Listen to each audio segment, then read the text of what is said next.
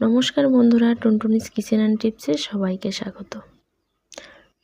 আজকে আমি নিয়ে চলে এসেছি একটা চাল কুমড়ো। আর চাল কুমড়োটাকে তো সবাই চেনেন, তো চাল কুমড়ো তো আমরা অনেকভাবেই অনেকে খেয়ে থাকি। তো আজকে একটা নতুন রেসিপি বানিয়ে আপনাদেরকে দেখাবো। আর এভাবে যদি চাল কুমড়ো আপনারা খান তো অবশ্যই ভালো লাগবে। আর এরকম একটা ছোট সাইজের চাল কুমড়ো আমি নিয়েছি। চাল কুমড়োটা ওয়েট প্রায় 500 গ্রামের উপরে, তার থেকে একটু বেশি হবে। তো একটা চাল কুমড়ো আমি নিয়েছি। এরকম কচি চাল কুমড়ো হলে বেশি ভালো হয়। তো চাল কুমড়োগুলো আমি ফালি করে নিয়েছি। একটা চাল কুমড়োর 4টে ফালি হয়েছে, তো 4টে ফালি আমি করে নিয়েছি। আর সব কটা ফালি আমার লেগে যাবে। কুমড়োর 4টে ফালি আমি খুব ভালো করে ধুয়ে নিয়েছি। আর কুমড়োটা আগে ধুয়ে নিয়ে তারপর আমি ফালি করেছি, কারণ ধোয়ার পরে আর কাটবো না, তাহলে ধোয়ার পরে কাটলে কিন্তু জল বের হবে, সেই জন্য।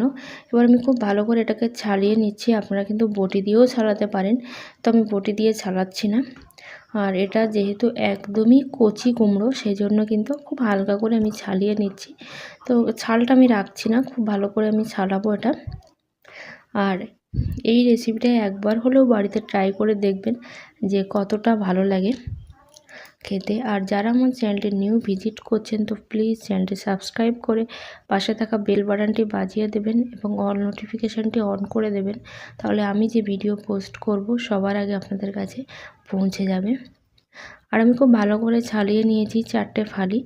আর এবার একটা গ্রেটারের সাহায্যে আমি গ্রেট করে নেব। তো ওই গ্রেটারের ছিদ্রটা অনেক ছোট ছিল, সেই জন্য একটু বড় ছিদ্র দেখে নিলাম।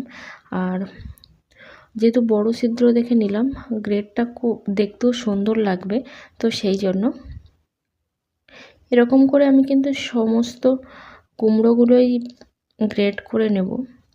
আর আমরা তো চাল কুমড়ো অনেক রকমভাবে খেয়েছি, অনেকে অনেক রকমভাবে খেয়েছি। তো এটা একবার হলেও বাড়িতে ট্রাই করে দেখবেন যে নিরামিষেতেও কতটা ভালো হয়। তো অনেকে আমরা চাল কুমড়ো খেতে পছন্দ করি না, অনেক মানুষই আছে যারা চাল কুমড়ো খেতে পছন্দ করে না, চাল কুমড়োর নাম শুনলেই অন্যরকম একটা রিয়্যাক্ট করে। তাদের জন্য অবশ্যই বলবো এই রেসিপিটা একবার হলেও ট্রাই করবেন যে কতটা সুন্দর লাগে। তো একবার হলেও প্লিজ ট্রাই করবেন। তো আমার কুমড়োটা গ্রেট করা হয়ে গেছে। আর দেখতেই পাচ্ছেন যে কতটা জল বের হয়েছে। তো যত সরু হবে, মানে ছিদ্রটা যত ছোট হবে গ্রেটারের, জলটা কিন্তু ততটাই বেশি বের হবে। তো অনেকটাই কিন্তু জল বের হয়েছে।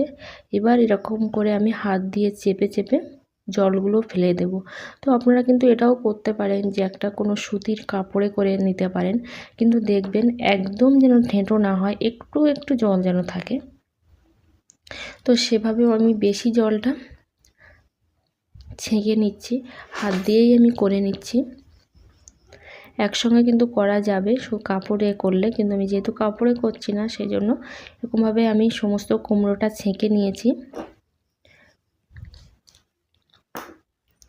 এবার আমি এর মধ্যে অ্যাড করব হলুদ গুঁড়ো।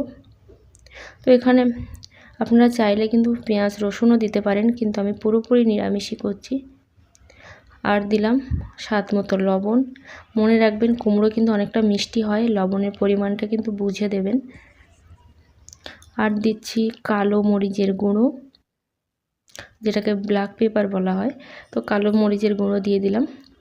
আর জিরে আর ধনিয়া গুঁড়ো দিলাম। এগুলো দিলে একটা ফ্লেভার আসে সুন্দর, তো সেই জন্য দিয়ে দিলাম। এর মধ্যে আপনারা চাইলে লাল মরিচের গুঁড়ো দিচ্ছি। এর মধ্যে আপনারা চাইলে কিন্তু ধনিয়া পাতা কুচি দিতে পারেন, কিন্তু আমি সেটা দিচ্ছি না, কারণ আমার হাতের কাছে নেই। আর এখন আমি দিচ্ছি বেসন। এখানে বেসন যদি আপনাদের কাছে না থাকে আটাও দিতে পারেন, কিন্তু আমি 4 চামচ বেসন দিচ্ছি। কারণ 4 চামচ দিলাম এই কারণে, আগে জিনিসটা আমি মেখে দেখব যে কতটা ভালো হয়েছে, আঠা আঠা হয়েছে। তারপরে আমার যদি লাগে তো সেটা আমি পরে দেব, কিন্তু আগে আমি মেখে দেখব যে কতটা বেসন লাগবে। এরকমভাবে সমস্ত উপকরণগুলো আমি খুব ভালো করে মেখে নেব। আর দেখবেন উপকরণটা যেন খুব ভালো করে মাখা হয়, কোথাও যেন বেশি কম না হয়। তো একটু হাতে টাইম নিয়ে কিন্তু এটা মাখবেন। আর দেখতেই পেলেন যে কত বড় কুমড়ো আমি কেটেছিলাম, আর তার থেকে কতটুকু মাত্র অবশিষ্ট বেরিয়েছে সেটা আপনারা দেখতেই পাচ্ছেন। তো মনে হলো আমার আরেকটু বেসন লাগবে, সেজন্য আমি আরেকটু বেসন দিয়ে দিলাম। এখানে বেসন না থাকলেও কিন্তু আপনারা আটা দিতে পারেন বা চালের গুঁড়ো দিতে পারেন, কিন্তু আমি আটা বা চালের গুঁড়ো কোনো কিছুই আজকে দিচ্ছি না, দিচ্ছি আমি বেসন। তো বেসন দিয়েই আমি করছি। আর এখানে কিন্তু আপনারা বেকিং সোডা দিতে পারেন। আমি একটু প্যানে তেল গরম করতে দিয়েছি, আর তেলটা আমার খুব ভালো করে গরম হয়ে গেছে। একদম হাই ফ্লেমে আমি তেলটা গরম করে নিয়েছি, নিয়ে ফ্লেমটা কিন্তু লো করে দিয়েছি, দিয়ে এরকম চ্যাপটা চ্যাপটা করে কিন্তু আমি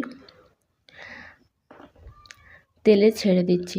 তো আপনারা এখানে যদি চান, তো আপনারা কিন্তু এরকম ডুবো তেলে যদি না ভাজেন, একদম কড়াইয়ের গায়ে লাগিয়ে লাগিয়েও কিন্তু ভাজতে পারেন, কিন্তু আমি সাজেস্ট করব যে এভাবে যদি আপনারা ডুবো তেলে ভেজে দেখেন, তো সেই জিনিসটা কিন্তু আরও বেশি টেস্টি হবে। তো ডুবো তেলে বেশি ভাজলে কিন্তু বেশি টেস্টি হবে। তো কড়াইতেও করেও কিন্তু ভাজা যাবে, যে প্যানে করে ভাজতে হবে এরকম কিন্তু কোনো কথা নেই। তো আমার ভালো করে লাল হয়ে গেছে। লাল হয়ে যাওয়ার পরে কিন্তু আমি এরকম উল্টে দিচ্ছি, একটা একটা করেই উল্টে দিচ্ছি, কারণ যদি ভেঙে যায় তো সেই জন্য কিন্তু একটা একটা করে আমি উল্টে দিচ্ছি। আর আমি দেখব যে কড়া হচ্ছে কিনা, যতটা লাল লাল করে ভাজা যাবে ভেতরের কাঁচা ভাবটা কিন্তু চলে যাবে। তো আমার লাল লাল করে ভাজা হয়ে গেছে। এবার আমি তুলে নিচ্ছি একটা প্লেটে, যেহেতু আমার ভাজা হয়ে গেছে। আর তেলটা খুব ভালো করে জড়িয়ে নেবেন, না হলে কিন্তু তেলটা উঠে আসবে এর সঙ্গে। আর বাকি যে ব্যাটারটা ছিল তো সেটাও কিন্তু আমি দিয়ে দিচ্ছি। আর এটা কিন্তু আপনারা একটা ঝোলের তরকারি বানাতে পারেন, গ্রেভি করে বানাতে পারেন, তো আমি সেটা বানাবো না, আজকে আমি পকোড়া করেই দেখালাম। তো এই পকোড়ার কিন্তু আপনারা গ্রেভিও বানাতে পারেন, পেঁয়াজ রসুন দিয়ে, কিংবা একদম পুরোপুরি নিরামিষি করেও আপনারা বানাতে পারেন, কিন্তু আমি বানাচ্ছি না, আজকে চাল কুমড়োর পকোড়া বানিয়ে দেখালাম। আর প্লিজ ভিডিওটি ভালো লাগলে কিন্তু অবশ্যই একটা লাইক করবেন, লাইক করতে কিন্তু কোনো পয়সা লাগে না, তো প্লিজ লাইক করতে কিন্তু একটুও ভুলবেন না। তো আমার সমস্ত পকোড়া রেডি হয়ে গেছে, আর সন্ধ্যেবেলা চায়ের সঙ্গে কিন্তু জাস্ট জমে যাবে। পকোড়াটা দেখেই বুঝতে পারছেন যে কতটা লোভনীয় আর অতুলনীয় হয়েছে।